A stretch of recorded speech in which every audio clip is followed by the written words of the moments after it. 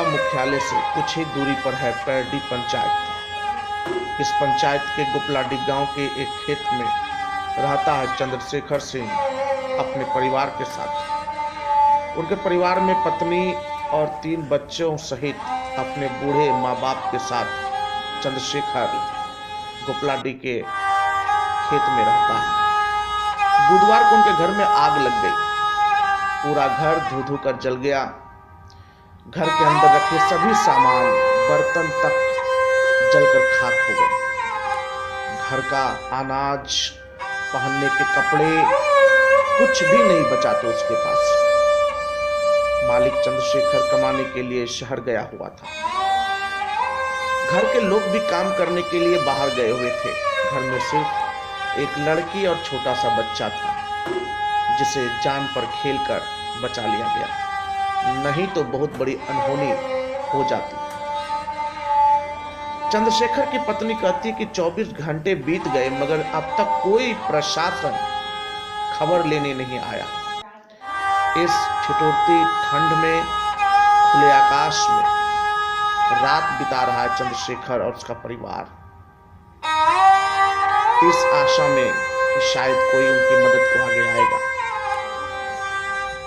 इस अग्निकांड की खबर जब ज्ञानस्थली के निदेशक व गोड्डा रेड क्रॉस के नवनिर्वाचित सभापति समीर दुबे को जब पता चला तो वो चंद्रशेखर की मदद को आगे आए। उन्होंने उनके परिवार के सभी सदस्यों के लिए ऊनी वस्त्र, कंबल, कपड़े सब कुछ लेकर के आए।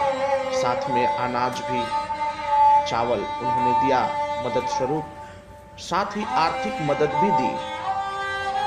उनके अनुज सलाहकार ज्ञानस्थली के रवि दुबे ने भी पूरा सहयोग किया और भविष्य में भी मदद का भरोसा दिया। चंद्रशेखर की पत्नी कहती है कि उसने अपने मुखिया को कई बार फोन किया मगर उसने फोन नहीं उठाया।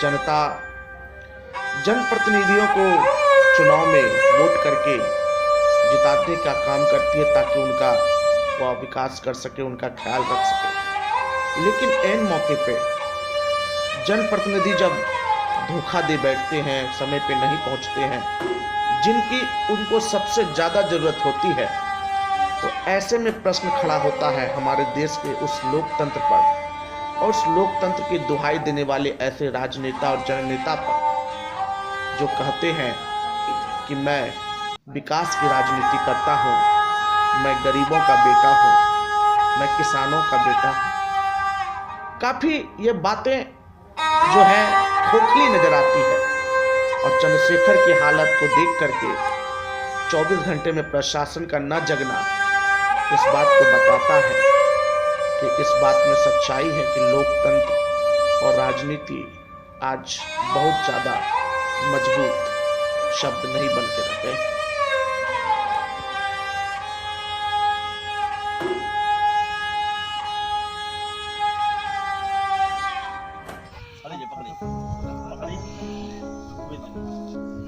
और यहाँ और कपड़ा चाहिए, नया कपड़ा दे ये करो ठीक है, आराम से हो जाता। एक निकाल के दिए दी एक सूत्र लीजिए, बड़ी बड़ी बचिया के लिए है, बड़े बचिया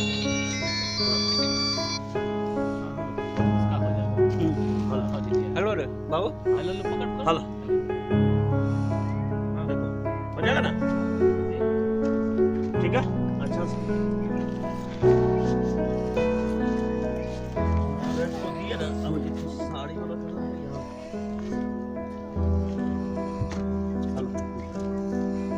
जाएगा ना, अच्छा ठीक ठीक सटो ठीक है ठीक उसको क्या करें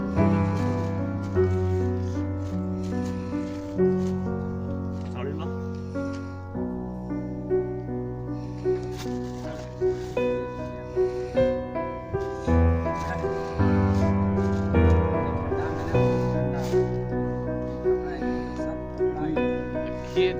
ना हम अच्छा सब सब अच्छा सब जो है वो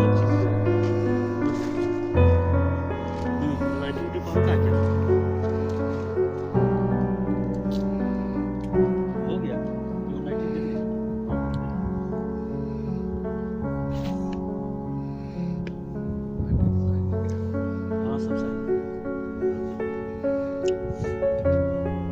हेलो, ठीक है? हाँ। आरो कुछ चाहिए कपड़ा में?